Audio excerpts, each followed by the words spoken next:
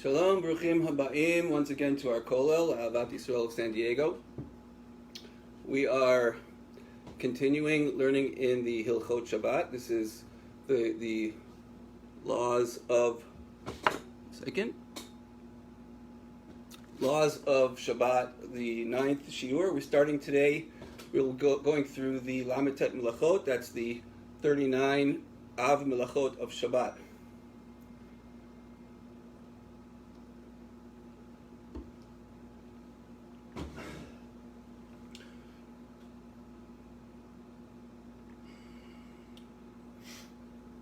One moment.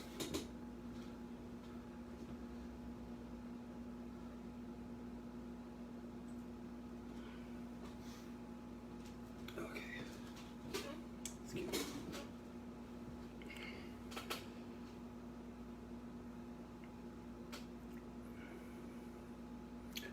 So, I wanted to give a review of what we learned in the last shiur.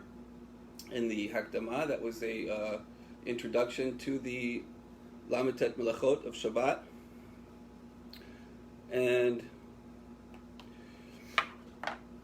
we said in the shiur that everything that we're learning in the beginning and the introduction of the Hilchot Shabbat, we said that everything that we're learning is only for our knowledge and awareness and guidelines, and we're not actually giving the final psak halacha, the actual laws in these cases. Rather, each case has to be dealt with individually, and one would have to ask their rabbi for any guidance regarding to the laws of the Shabbat. We learned about Melacha va'avodah. That's the difference between what is called Melacha, that's called actual labor that's not forbidden to do on Shabbat, and plain work that is allowed to do on Shabbat. We spoke about that in detail.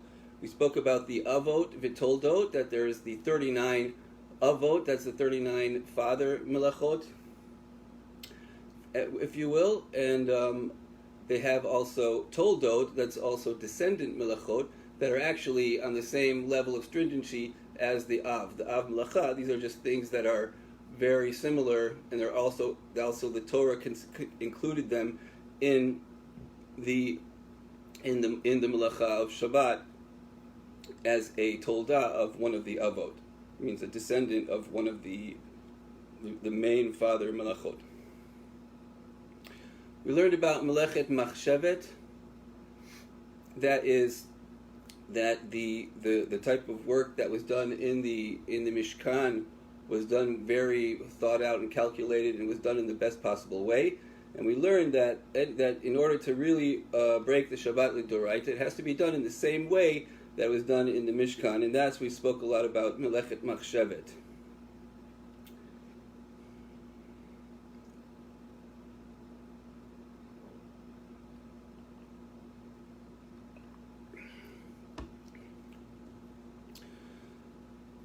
We learned about a bunch of different phrases and categories and things that if somebody did an Av Melacha, if someone did one of the types of labor that we're not allowed to do on Shabbat, that would break the Shabbat, if we did it in certain ways, in different conditions, that different laws apply. And so a lot of our keeping of the Shabbat, observing the Shabbat, and also this shiur is also given as half Hebrew and half English where possible.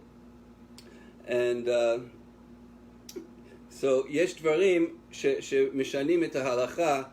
There's some things that change the halacha and the way that the labor was done on the Shabbat. And we listed out davar she'eino mitkaven, that was something that was done unintentionally. And there we learned about the psik reisha. Psik reisha, that's something that you do unintentionally, but you can't claim to be doing unintentionally because the result is 100% will happen. We learned about melacha she'ein tzricha legufa, that doing a melacha that's not needed for the thing itself, it's needed for something else. We learned about kila achar yad and shinui. Kila achar yad, that's doing something in a different way. For example, carrying something with one's mouth or moving something with one's foot. We learned about mekalkel, that if a person is actually doing something in a destructive manner or destructive melacha, that would also be a condition that's not met, and a ptur, exemption. We learned about davar she'eino mitkayem. That's something that does not last. It won't last. We gave examples of writing in the sand and so on and so forth. We talked about mitasek. So that's something that's doing a melacha, that's breaking the Shabbat, doing something without even knowing that you're doing it. For example, and the example we gave was having something in your pocket without knowing, and we said that's not allowed, so therefore one must check their pockets before leaving the house. We covered shnaim she'asu, two people who did a melacha together instead of just one person. That's they did half and half, and that's also one of the p'turs, the exemptions.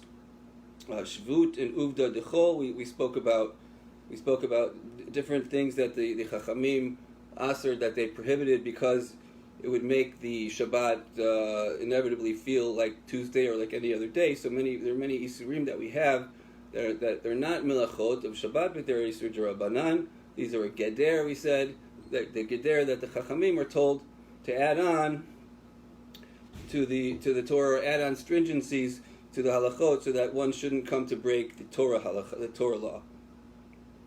We spoke about the onshan v'kipuran.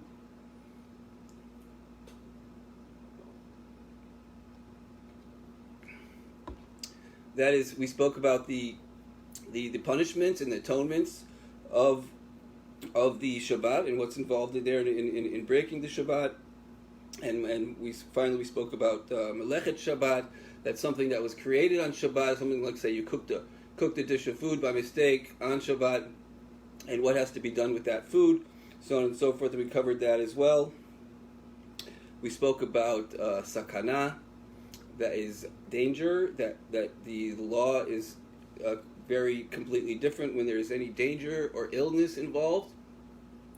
And for those, it's a good reason to learn about the laws of Shabbat with regard to illness, with regard to danger, to know what to do in such situations. But the general rule that we gave is if there's true danger involved, then we don't start asking questions of Shabbat. You would go and you would save the person that's in danger. I actually heard a beautiful reason for this. Why do we break the Shabbat? I mean, it might seem simple to most people.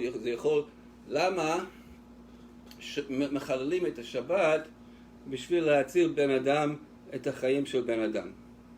So why do we break the Shabbat in order to save a person's life? So I heard again an amazing reason that we don't say that the person's life is greater than the Shabbat.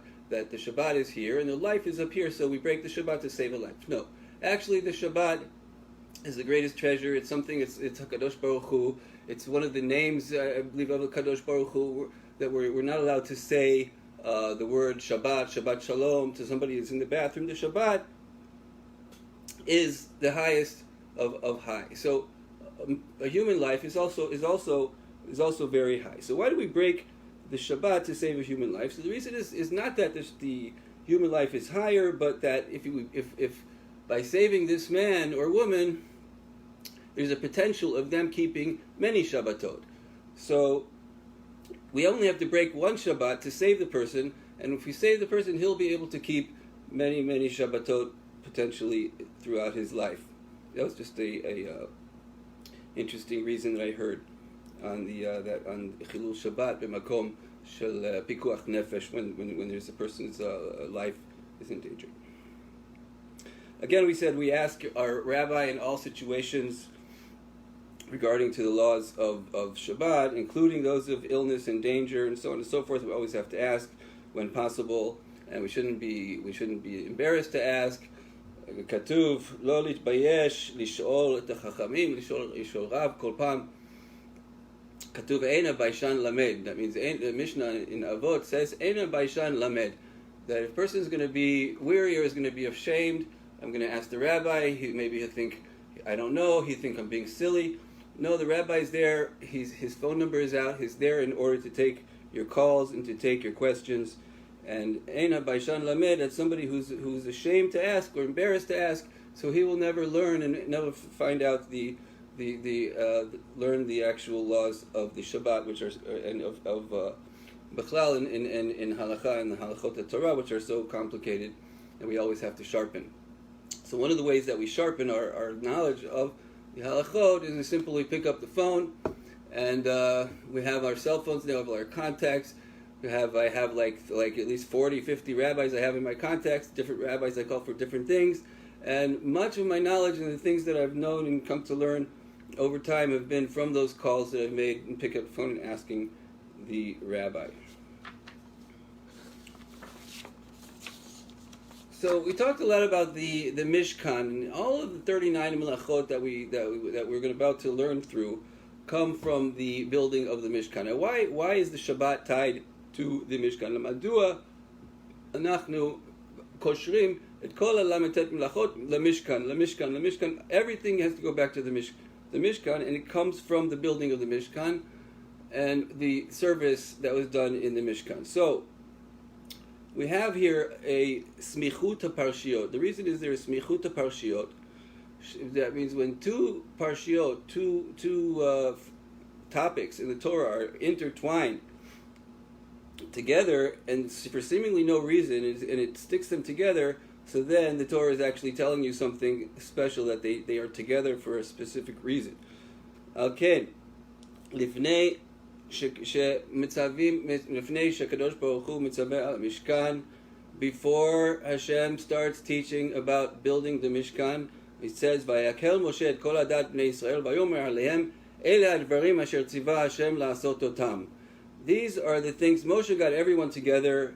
He's going to teach them now about the building of the Mishkan, and he gets them together, and he says the following: Sheshet yamim te'aseh melacha, ubayom hashvi'i yeh lechem kodesh Shabbat Shabbaton laHashem kol ha'oseh bo melacha yumat.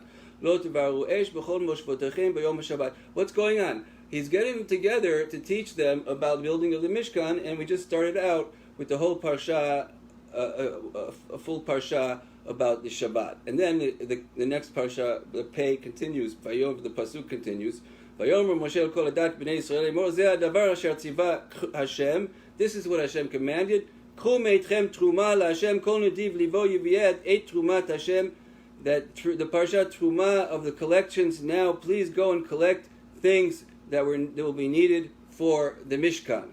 So we see there the very that Hashem opened in the Torah with the Shabbat, and then went into the Mishkan, and then umiyad la'achar tzivui al melechet hamishkan. Immediately after following the commandment to build the Mishkan, it says, "Vayidaber Hashem el Moshe lemor va'ak harati b'shem Bezalel ben Uri ben Chur l'matei Yehuda v'amalei oto ruach Elokim b'chachma."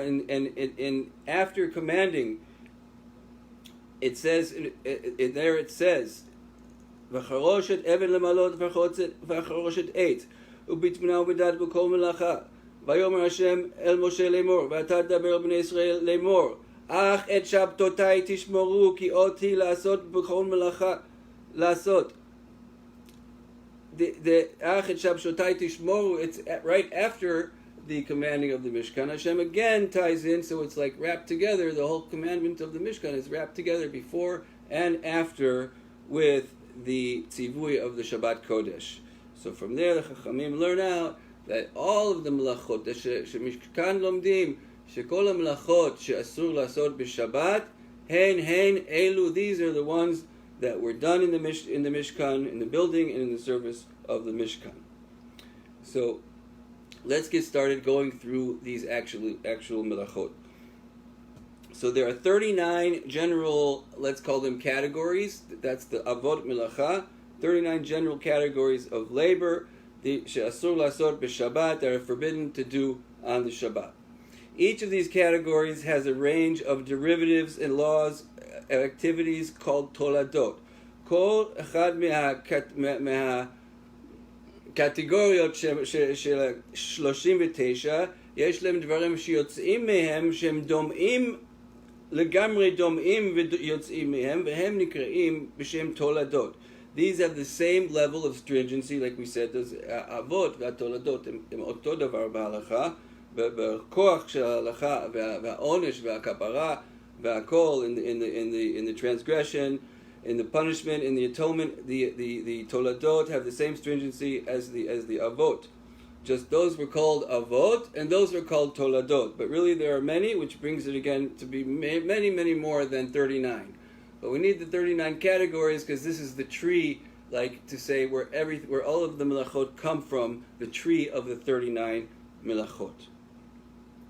These melachot are usually divided into groups. There's different ways to divide them into groups, and they're classified according to the type of work that was done in the Mishkan. For example, the order of making of bread, like work in the field. That's work that's needed to make bread for baking and cooking. There's the work of making the material for the curtains. That's a different group. There's work of making the leather curtains. It's a different group. And then there's the work of taking down the actual work of building the Mishkan itself, and the putting up the Mishkan and taking down of the Mishkan itself. So let's go through each of the melachot. So I would like to say first from the words of the Holy Mishnah, and then from these different lists that I have in front of me. המשנה במסכת שבת מונה בפרשיות 40 חסר אחת אבות מלאכה. It says, it counts in the Masechet Shabbat, in the Gemara,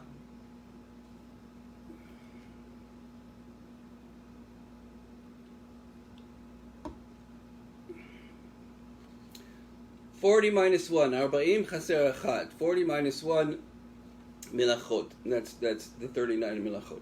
Says the Mishnah. I'm reading the Mishnah. Avot melachot 40 chaser achat. The 40 melachot, the avot melachot are 40 minus 1. Hazorea, that's planting. V'hachoresh, that's plowing. V'hakotzer, that's harvesting. Ma'amer, let me translate in the as we go on. Let me just say out the Mishnah as it reads. So again, Hazorea, v'hachoresh, v'hakotzer, v'hame'amer, hadash, v'hazoreh, haborer, hatochen, v'hamraked, v'halash, v'haofeh, hagozez et hatzemer, hamelabno, v'hamenatzpo, והמנפצו, והצובעו, והטובע, והמסך, והעושה שתי בתי נירין, וההורג שני חוטין, והפוצח שני חוטין, הקושר והמתיר, והתופר שתי תפירות, הקורא על מנת לתפור שתי תפירות, הצד צבי, השוחטו, והמפשיטו, המולכו, והמאבד את אורו, והמוחקו, והמחתכו,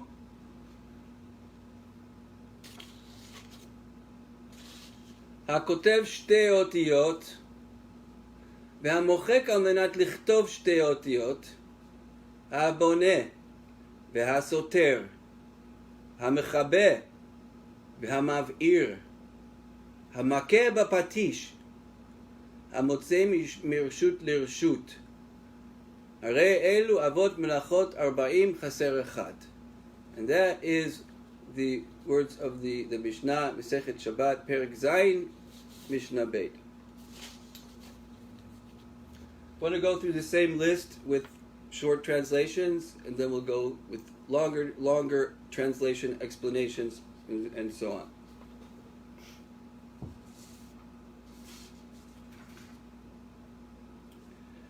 So, work of the field. Choresh, that's plowing. Again, now we're going to translate with English, Hebrew, English. Choresh is plowing.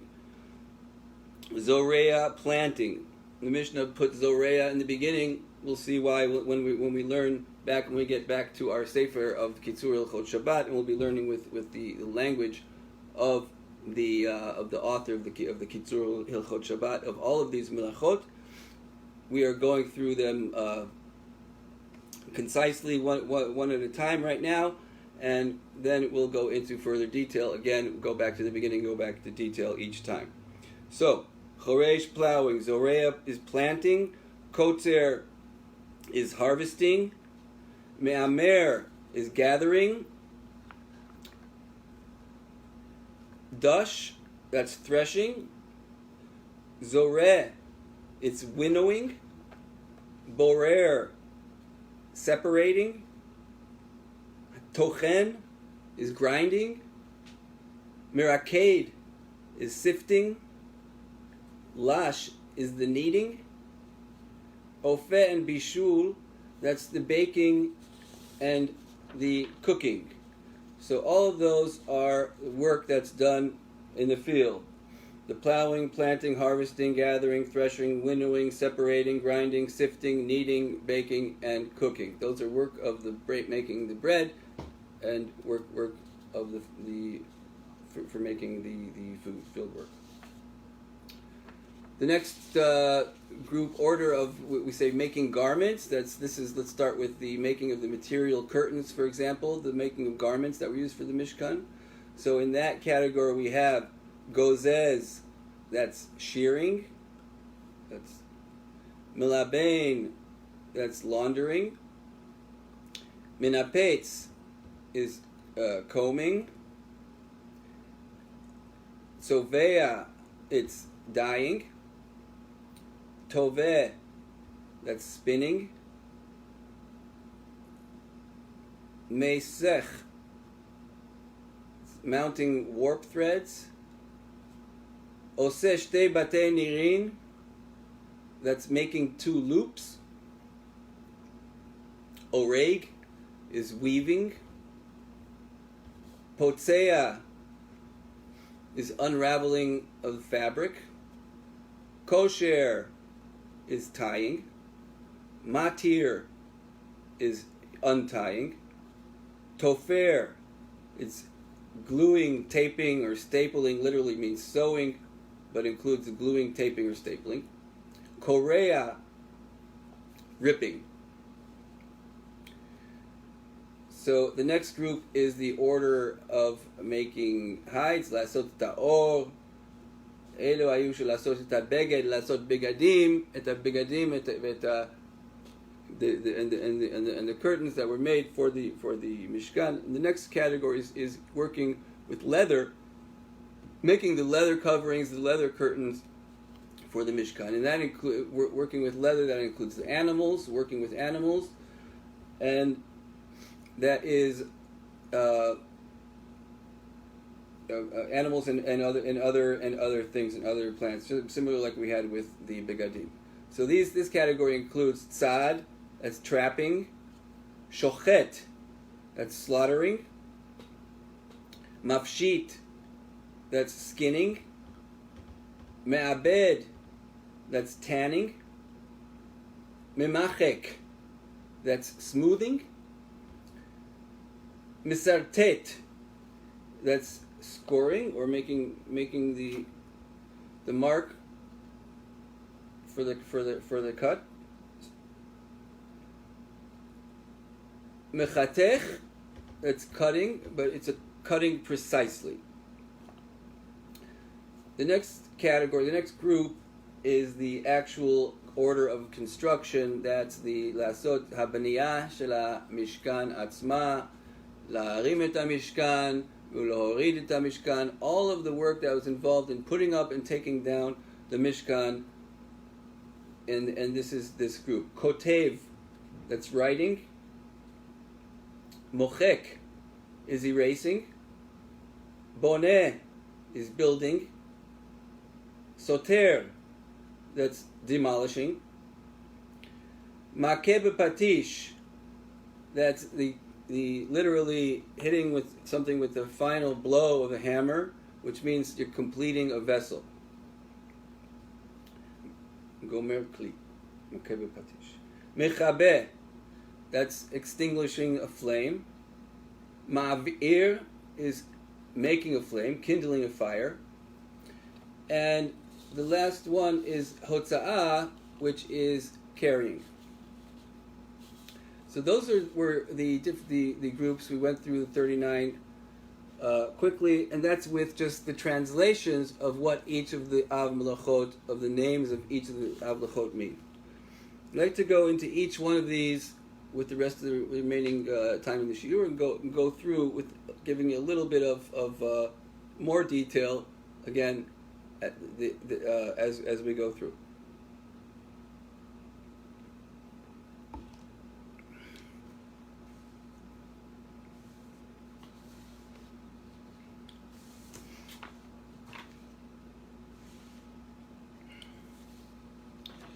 So back to the order of bread. The first group, the order of bread of the bread, which we said choresh, zorea, koter, ma'amer, dash, zoreh, borer, tochen, meraked, lash, ofer, and bishu. So zorea, literally planting, like we said, promotion of plant growth. So not only planting or putting a seed into the ground is included in the category. לא רק לזרוע ממש גרעין לתוך אדמה, אלא גם כל דבר. Other activities that promote plant growth are also prohibited. כל דבר שעוזר לגידול של הצמח, גם כן אסור, גם כן נכלל באותו קטגוריה של זורע, נקרא זורע.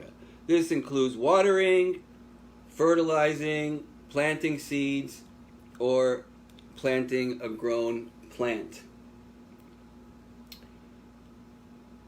The next one, plowing, choresh.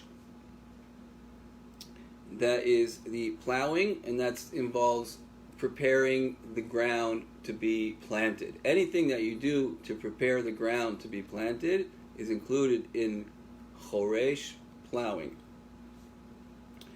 So, the definition of choresh would be the promotion of substrate in readiness for plant growth, be it soil, water, or hydroponics, etc. Anything that you do to get the readiness, to make readiness of the plant to be sown and to be grown in that spot is called choresh. פעולות המשביחות את הקרקע לצורך הזריעה. That's the Hebrew. פעולות המשביחות את הקרקע לצורך הזריעה. Included in this prohibition is any preparation or improvement of land for agricultural use. This includes dragging chair legs in soft soil, thereby unintentionally making furrows. We spoke about that at the last shiur, that we said that you can't say I'm just dragging the chair and it's going to make a furrow, and you can't say you didn't want the furrow if it's for sure going to happen. That we gave that example already. Or pouring water on arable land that is not saturated, making a hole in the soil. To make a hole, that's called plowing as well. Because the hole provides the protection for the seed. Even if no seed is placed there, the soil is now enhanced for the purpose of planting. So what say, nobody planted there, I just dig a hole. Nobody ever is going to plant there, no one ever planted there. Still you did the plowing, it's still called plowing, even if no one ever will plant there. You got it ready for planting. And that would be the category of choresh, of plowing on the Shabbat. The next one, kotzer. Kotzer, nituk davar hachai mishoresh chiyuto. So that is severing a plant from its source of growth, or severing. We'll see toladot, that when you're severing anything from its source of growth will be included in kotzer. But we're learning the Av Melachot today. We're learning the 39 Av Melachot. We're not going into the toladot, to all of the branches of these categories that branch out. So it's talking about nituk davar chai mishoresh chiyuto, that anything that's alive and that you pull it out of its place of living, and that's called kotzer. Removing all or part of a plant from its source of growth is reaping. That's kotzer, reaping. So climbing a tree, is rabbinically forbidden, for fear this may lead to tearing off a branch. So I'm not allowed to climb on a tree, because if I'm messing around with the tree and playing on the tree, I might pull off a branch, and that would be kotzer. Riding an animal is also rabbinically forbidden, as one may unthinkingly detach a stick which to hit the animal. I can't ride an animal on Shabbat. It has nothing to do with the animal. The animal would be a nice way to get around, possibly on the Shabbat. And there's no fire, there's no ignition. Why can't I ride the animal? So they said, when you're riding the animal, you have to keep it in gear, and you have to keep it in tame the animal the way we do it with the stick. What if you lost your stick broke? You'll grab a different stick from the tree. You'll pull one off a tree, and you'll come to do this melacha of kotzer, of severing a plant, severing something from its source.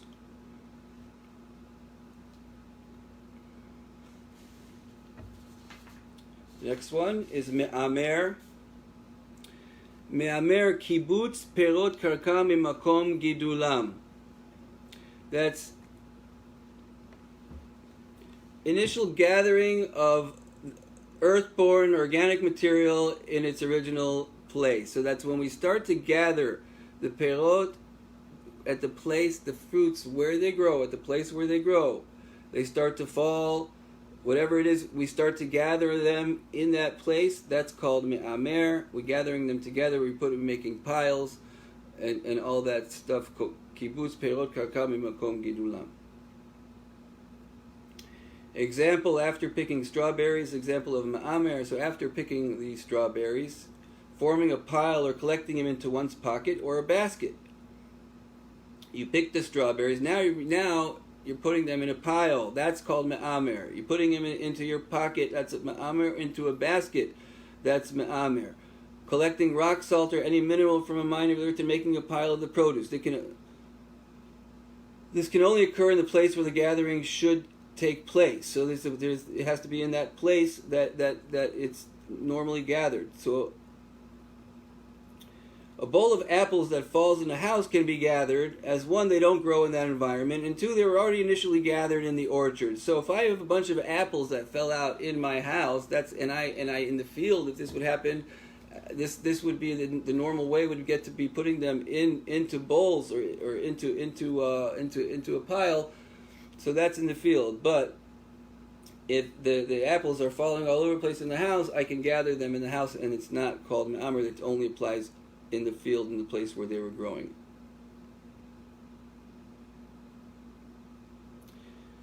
The next one, dash. Dash is peruk gidul karka mipsulato amechubarot lo. That's the removal of an undesirable outer from a desirable inner. So the inside of something you want, the outside you don't want. So how do you get the outside? That's the peeling off from the inside when you have these millions of little kernels. So there was a way that they did it. They would throw it up, and that's the next one is winnowing. But dash was the removal. So let's see. So the removal of the outside part from the inside part is dash. This is a large topic of study. It refers to any productive extraction and includes juicing fruits and vegetables and wringing fluids out of clothes, as the juice or water inside the fruit is considered desirable. So you want the fruit that's inside you want the juice that's inside the fruit. That's the desirable. And the outside, the fruit itself, is undesirable. The pulp of the fruit would be the undesirable. As such, squeezing is forbidden unless certain rules apply. So now you know when you're squeezing a fruit. So the problem with squeezing a fruit is this. It's the dash. It's removing the inside of the fruit, that's the juice, from the outside, which is the pulp, and so on and so forth. Wringing of undesirable water out of clothes may come under scouring and laundering. This activity would be viewed as extraction while sorting. Okay, enough. That was dash. The next one is zoreh. That's winnowing.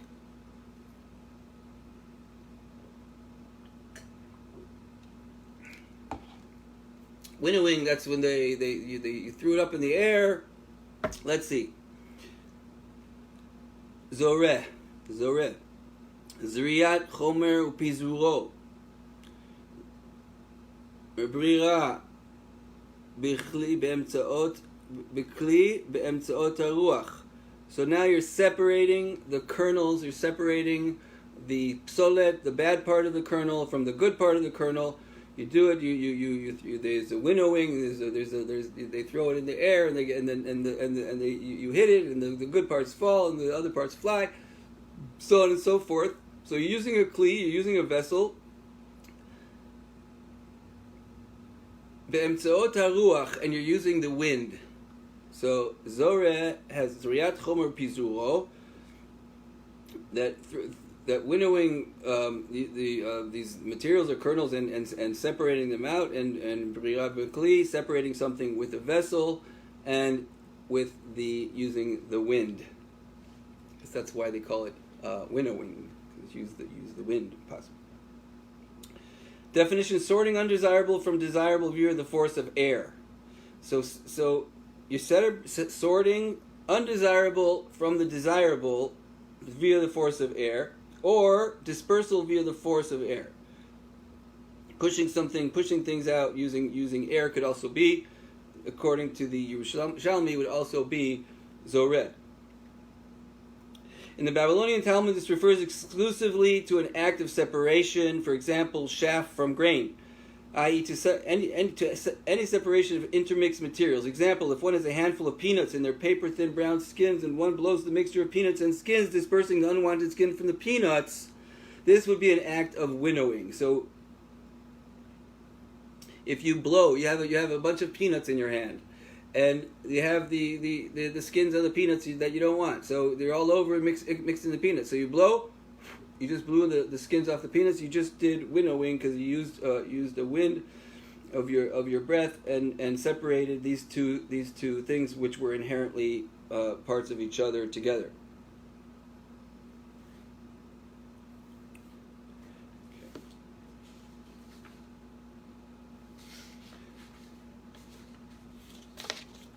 The next one is haborer.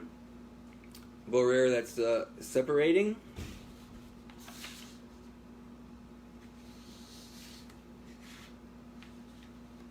Sorting, sorting and separating. Haborer.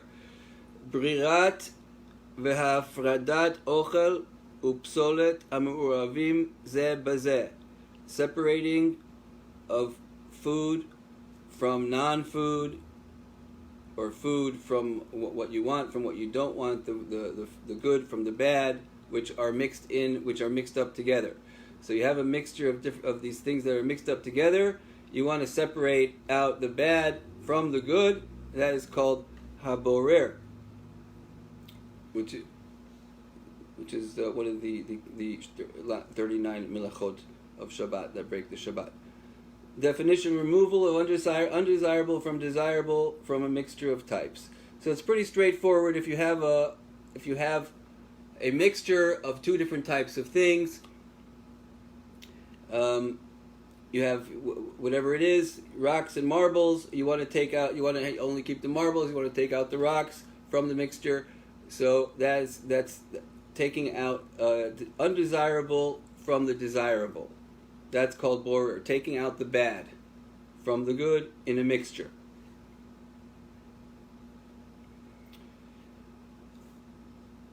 In the Talmudic sense, it usually refers exclusively to the separation of debris from grain. בגמרא זה מדובר על להפריד מזרע של חיטה וכאלה.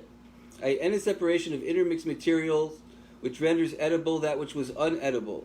So taking out the garbage parts from the food parts, the unedible parts from the edible parts, thus filtering so that's borer. Thus, filtering undrinkable water to make it drinkable falls under this category, as does picking small bones from fish. So zemasha you do borer להוציא את העצמות מהדגים, שאוכלים את הדגים, ואתה מוציא את העצמות מהדגים, זה נקרא בורר ואסור בשבת. That's what we're talking about, that there's a mixture, there's bones and meat that are naturally mixed together in this mixture, and now we want to get out the bones. That is not allowed. That's an example of the borer. So therefore, they say that gefilte fish, every minhag, every custom that Jews have is for a reason, and one of the big reasons for gefilte fish that we make, if not the reason that we have. People joke about it. Many Sfaradim joke about it. They don't go anywhere near it. Teimanim, Yemenites, Sfaradim, gefilte fish, they don't want it anywhere near it. But so it's not such a desirable. It's not the greatest. Some people Ashkenazim love it. I personally like it. I love it myself. But what's the whole thing with the gefilte fish? So that's the idea that we're not allowed to take out the bones on Shabbat, bones from fish. So this is just all grind up. It's grind up fish. We're not going to have any bones. We're not going to have any borer questions on Shabbat with the gefilte fish.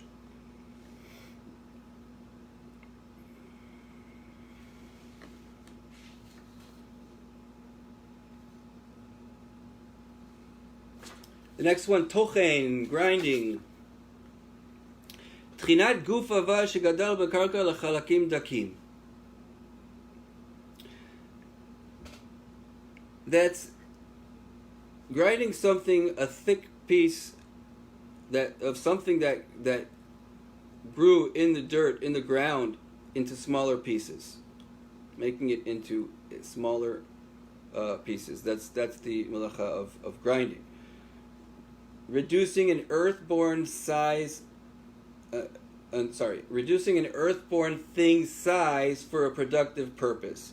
So you have things that are in larger sizes, and now you want to make the same things into smaller sizes. That's called tochen.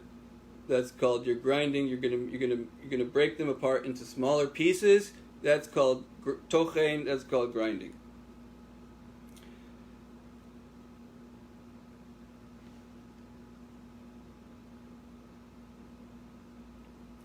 So this can arise simply cutting pieces of fruits and vegetables for a salad. So we're going to keep going into more of these, and we're going to go more of the actual practical cases inside the Sefer that we're learning, the Sefer Kitzur Melachot Shabbat. But we're giving certain examples here as well.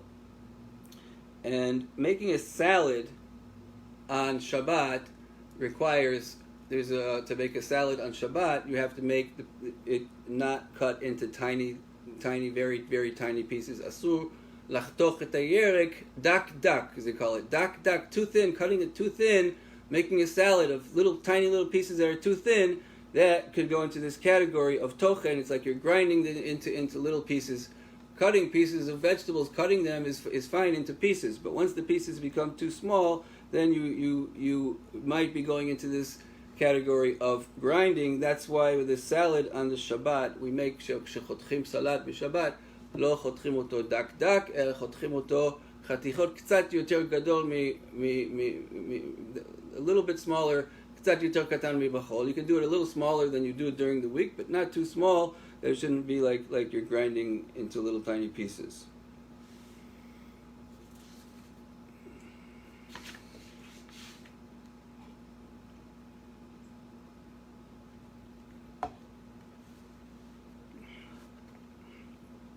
Hameraked, we said, that's sifting. Melachet brira al yedei kli. So sifting through a vessel. That means you have your sifter, and you put something in the sifter. You shake it. That's called meraked. Comes from the word dancing. Meraked. That you're dancing. You take the sifter and everything inside it. It starts like dancing, stuff popping up and down, and then going through the screen. Through the sifter. That's called meraked, sifting. Definition: sorting desirable from undesirable by means of a utensil designed for sifting or sorting. So this is like borer, like we said, borer. Almost it's similar, but you're doing the borer with something that was made for sifting. That's meraked. So you're sorting, you're taking out, you're getting the bad out from the good, and you're doing it by means of sifting it. That would be in the category of meraked.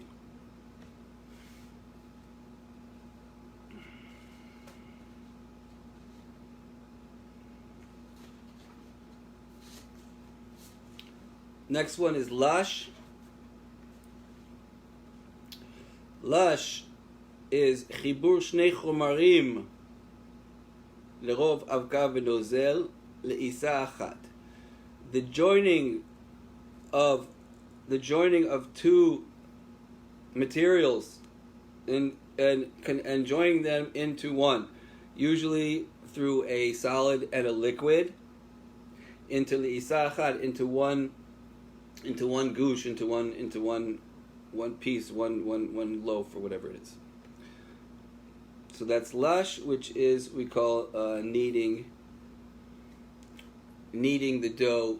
When you add water into the flour and you start mixing it, that's called kneading. That's called you taking something that was solid, which was the flour, and something that is a liquid, which is the water, and now you're making a new thing out of it, a new gush, and that's called kneading it. It's called lash.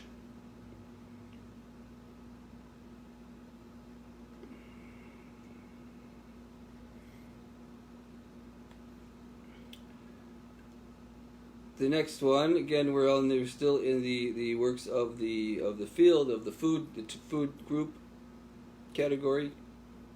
Ofeh umvashel, that's cooking, baking, and cooking. Hachanat, that means hachanat mazon chai la'achila al yedei chimum bechom ha'esh. That means the preparation of raw food, making it ready,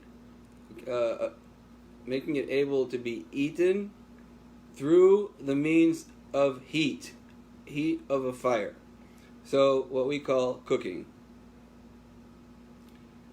And again, cooking, it's taking, he said, that's chai, it has taking something that's raw, that's uncooked, and making it to be cooked. That's in the we're talking about the base category of ofeh, and we're not talking about the branches of what's allowed and what's not allowed in cooking. Just the laws of cooking themselves, we could have a whole series of shiurim.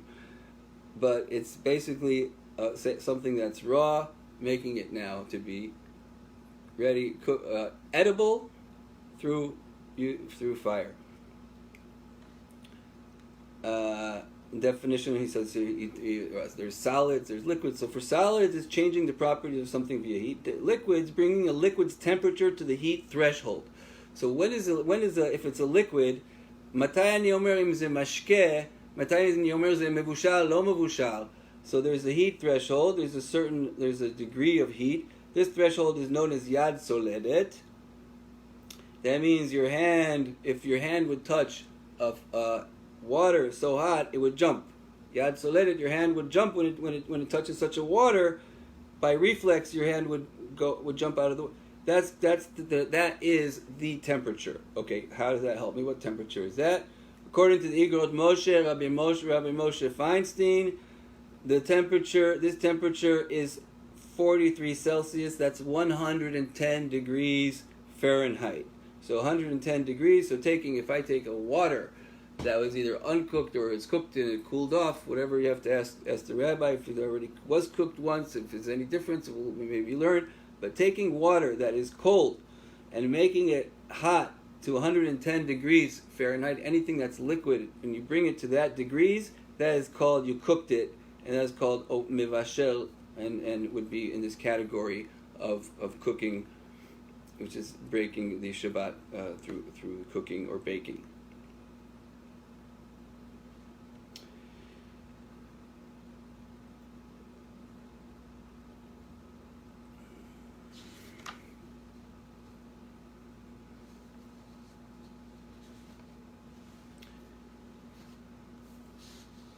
The next one is gozes. Gozes, that's shearing the animal, that's cutting off the fur of the animal in order to be used. Gizizat tzemer, that's shearing wool, is this category, the av melacha of gozes. is shearing of the wool from the sheep. Gozeh, definition, severing, uprooting any body part of a creature. Okay, so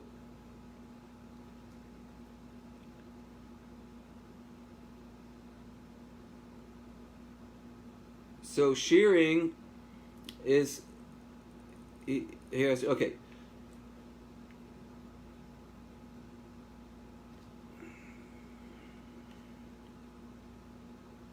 ניתוק דבר המחובר לגוף האדם, שערות, ציפורניים, עור יבש ועור. So shearing can be done. Gozeh is also with with fingernails, or it could be done with anything that is connected to a body, a person's body, or an animal's body. That you have parts of the body. In this case, it's the gozeh is the tzemer, is the wool, is part of the body of the sheep. We're cutting off that part of the body of the sheep, and that is called gozeh. We're shearing it, so the melacha of shearing of gozeh would apply to uprooting or severing any parts of a body of a creature of the body. That would also be included in shearing in gozeh. Milaben. The next one is milaben. That's laundering. Nikui v'libun tzemer o pishtan. That's the cleaning or the whitening of wool or linen fabric. That is in the category of the av. Again, other fabrics could be included in the tolada or in a gader chachamim or whatever it is. But we're learning the av melacha. This applies to cleaning and whitening wool or linen. That's milaben. Cleansing absorbent materials of absorbed ingrained impurities. So you have a stain. The food is you have a stain in your pants. It's the stain. The food is already ingrained into the pants. It's not something that just landed on there that I could just pick it up and it would be gone. That would not be called scouring or laundering my pants. It would just be like. But once it goes, there's the stain is actually in the beged. There's a stain is absorbed in there. That's called, and then you clean it out to get it out of the beged. That is called milaben, and that's laundering.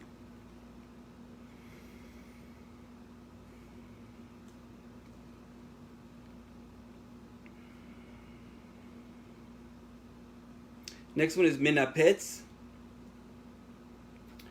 Niputz tzemer minapetz.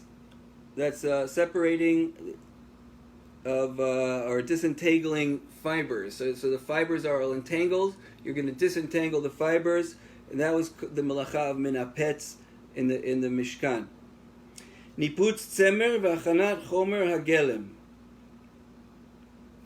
So it's again you're separating and disentangling different fibers, and you're preparing you're preparing a material to be used for the next stages by removing disentangling the fibers. That's minapetz. And we're going to see more in actual practical applications for all of these melachot. We'll see as we go on. Well, okay, we're getting towards the end of the shiur here. Let's continue on a couple more, and then we'll continue on the list in the next shiur. Hatzovea. Tzovea tzviat beged o kol davar acher b'tzeva amitkayem. So tzovea is dyeing. That's coloring, dyeing something. So when is it called dyeing something? When you dyed a beged, tzviat beged o kol davar acher, or anything else, b'tzeva hamitkayem, with a dye that will last. So if there's this these edible dyes or dyes that won't last, so it could be it's a geter d'rabanan, but it won't fall into this category of the av melacha unless it's you're dyeing either a cloth or something else with something that will last, a permanent dye.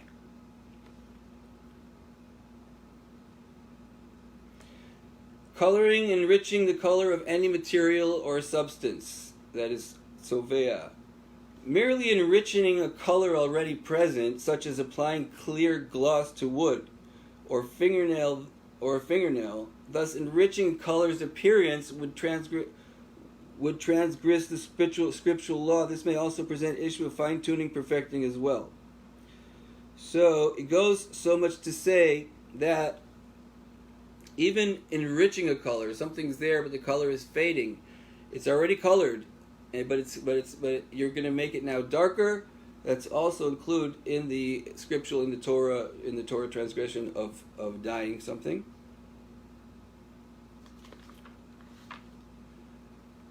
And we're going to stop with that melacha. That was tovea, and on the list here, that was number 15 out of 39, and we shall continue in the next shiur. Bezrat Hashem. We hope you'll join us all next time and have a enlightening, great Shabbat Shalom for everyone. Thank you.